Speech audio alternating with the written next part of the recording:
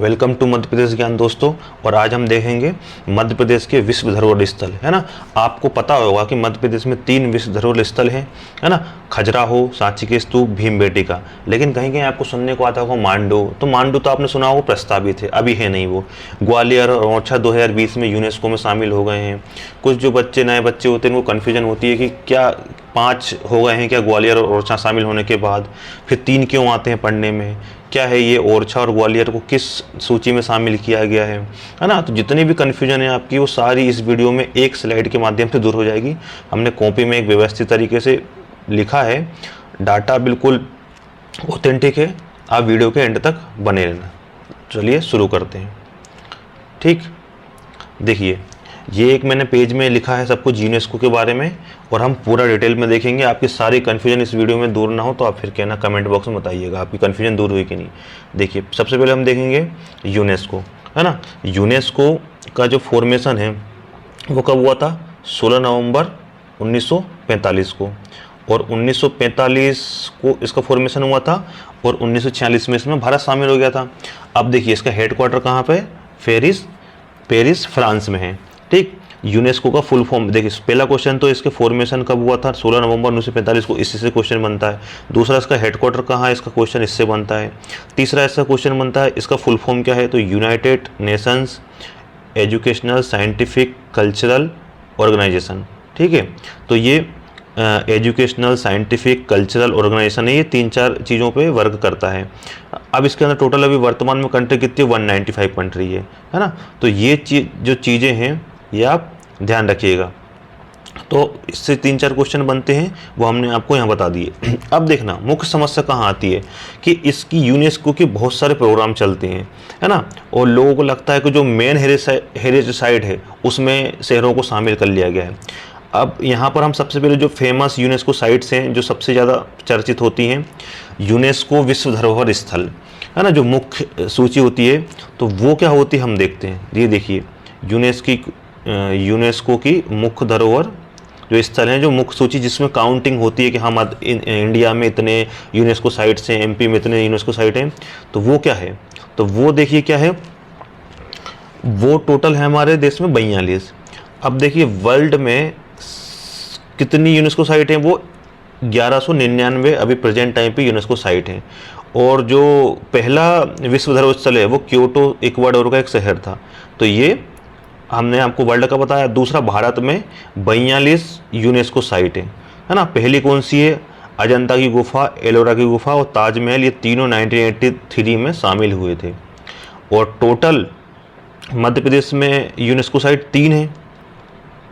और सबसे अधिक यूनेस्को साइट वाला राज्य महाराष्ट्र, उसमें 5 है ना। अब मध्य प्रदेश में 3 कौन कौन सी है ये देखिए।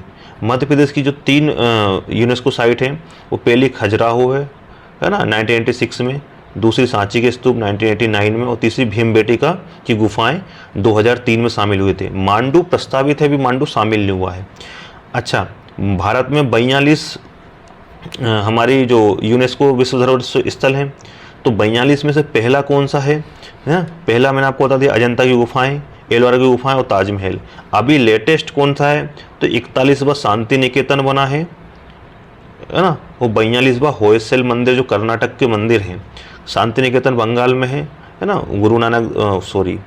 जो गुरु रविन्द्रनाथ टैगोर हैं उन्होंने इसकी स्थापना की थी। दूसरा है होयसल मंदिर समूह, 42वीं यूनेस्को साइट। ये 2023 में इनको शामिल किया है। तो टोटल 42 हमारे यहाँ साइट है। अच्छा, भारत के वो शहर जो यूनेस्को मुख्य धरोहर सूची में शामिल हुए हैं, तो ऐसे शहर जो यूनेस्को के जो वर्ल्ड हेरिटेज में शामिल हुए हैं, पहला है अहमदाबाद 2017 में, और दूसरा है जयपुर। तो ये जो 2 शहर हैं ये यूनेस्को की विश्व धरोहर में शामिल शहर हैं, है ना। ये 2 ही मात्र शहर है, सबसे पहले ये दोनों ही हुए थे। तो ये एक सूची हो गई विश्व धरोहर स्थल की, जो मुख्य सूची हो गई, है ना। अब दूसरी देखना, दूसरी एक सूची होती है UNESCO historical urban landscape programme. तो ये जो सूची होती है UNESCO historical urban landscape programme, इसके तहत मध्य प्रदेश के 2 शहर शामिल किए गए हैं। कौन सा? पहला तो है वो ग्वालियर और दूसरा है ओरछा निवाड़ी। तो 2020 में जो ओरछा और निवाड़ी हैं वो यूनेस्को का एक प्रोग्राम है, प्रोजेक्ट है UNESCO historical historic urban landscape programme, उसके तहत इन 2 शहरों को शामिल किया गया है, ना कि वो मुख्य विश्व धरोहर स्थल में है ना। तो आया समझ में आपको कि वो UNESCO historic urban landscape project के तहत शामिल हुआ है।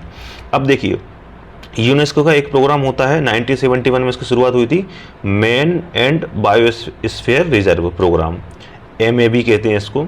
तो इस प्रोग्राम में क्या होता है कि जो मनुष्य और जो प्रकृति है, इन दोनों के बीच का तालमाल, इनका संरक्षण है ना, ये सब करने के लिए जो साइट्स डिक्लेयर करते हैं, ताकि जो वो प्राकृतिक नेचुरल स्थल है उनका संरक्षण हो सके और मनुष्य और प्रकृति के बीच में टकराव ना हो, दोनों का बैलेंस कैसे हो, ये इस बात का ध्यान रखा जाता है इसमें। तो वो जो सूची है ना, यूनेस्को की ही ये प्रोग्राम है, ये man and biosphere reserve programme. तो पहला है पचमढ़ी 1919 में, 1999 में ये शामिल हुआ था पचमढ़ी, है ना, बायोस्फीयर रिजर्व में। दूसरा है अचानकमार अमरकंटक 2005 में, और तीसरा है पन्ना 2010 में शामिल हुआ था। अब देश में अभी प्रेजेंट में 18 बायोस्फीयर रिजर्व हैं, और पहला है नीलगिरी, 1946 में नीलगिरी शामिल हुआ था।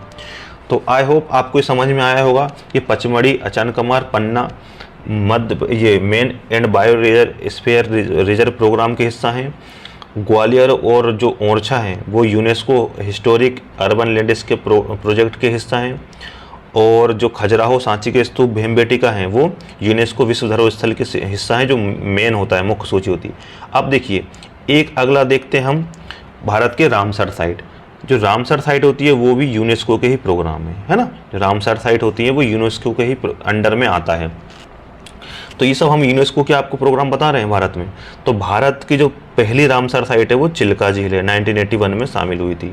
और रामसर क्या है? रामसर एक ईरान का शहर है। 2 फरवरी, है ना, 2 फरवरी 1971 को, है ना, ये प्रोग्राम हुआ था ईरान के रामसर में कि जो वेटलैंड है उनको संरक्षित करने के लिए प्रोग्राम हुआ था। यूनेस्को के प्रोग्राम है ये।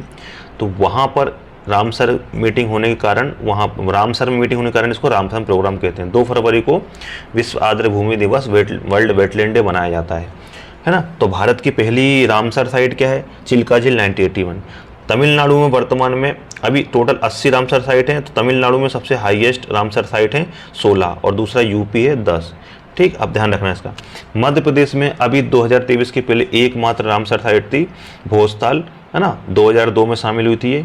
तो दूसरी वेटलैंड साइट होने को 20-21 साल लग गए। अभी 2023 में 3 जो रामसर साइट हैं मध्य प्रदेश में, इंदौर में 2 और 1 शिवपुरी में शामिल की गई हैं। सिरपुर वेटलैंड ये इंदौर, यशवंत सागर इंदौर, और सांक सागर शिवपुरी, ये जो 3 वेटलैंड एक्स्ट्रा शामिल होकर हमारे मध्य प्रदेश में प्रेजेंट में 4 रामसर साइट हो गई हैं। पूरे भारत में 80 हैं, सबसे ज़्यादा तमिलनाडु में है, फिर यूपी में, मध्य प्रदेश में 4 हैं, है ना। तो एक रामसर साइट, ये प्रोग्राम यूनेस्को का प्रोग्राम है। ठीक है, अब अगला देखना, अब अगली चीज़ देखेंगे हम यूनेस्को की टेंटेटिव साइट्स, यानी अस्थायी साइट्स। ये सबसे ज़्यादा परेशान करते हैं दोस्तों, है ना। अभी देखना 2021 में भेड़ाघाट जो जबलपुर में है और सतपुड़ा टाइगर रिजर्व जो नर्मदापुरम होशंगाबाद में है, इन 2 को 2021 में अस्थायी सूची में शामिल किया था, है ना।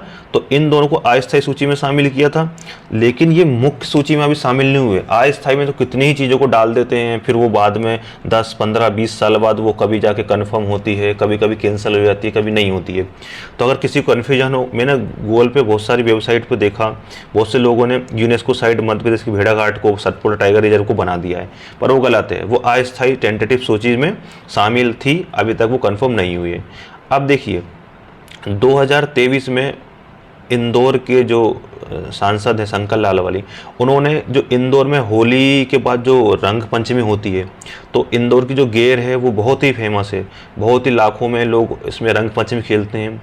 तो इसको यूनेस्को की सांस्कृतिक धरोहर में शामिल करने का प्रस्ताव दिया है ना। तो प्रस्ताव दिया है, अभी वो शामिल नहीं है। तो मैं ये प्रस्तावित बता रहा हूँ, अस्थायी बता रहा हूँ। अभी तो अस्थायी भी नहीं है, ये तो प्रस्ताव दिया है। ठीक, अब उसके बाद एक बार क्या हुआ था कि मांडू, ओरछा, चंदेरी और इंदौर को, है ना, अस्थायी सूची में शामिल किया गया था। इंदौर को किस लिए? सत्याग्रह का पार्ट के लिए शामिल किया गया था। चंदेरी को उसकी हैंडलूम साड़ी के लिए, ओरछा को उसकी ऐतिहासिकता के लिए, और मांडू भी एक ऐतिहासिक नगरी इसके लिए, है ना। लेकिन ये प्रस्तावित ही हैं अभी। देखिए प्रेजेंट टाइम पे अभी 5-6 दिन पहले ही है ना। अभी हमारे मुख्यमंत्री CM मोहन यादव जी ने भी इस पर ट्वीट किया है, बहुत खुशी जाहिर की है कि हाल ही में यूनेस्को ने MP की 6 स्थलों को अस्थायी सूची में शामिल किया है। जितने भी हम देख रहे हैं ये सब अस्थायी देख रहे हैं अभी तक, है ना। कंफर्म होंगे नहीं होंगे ये बात की बात है, पर अस्थायी सूची में जब नाम आता है, यूनेस्को शामिल करता है, तो खुशी होती है कि चलो यार उन्होंने ध्यान तो दिया है।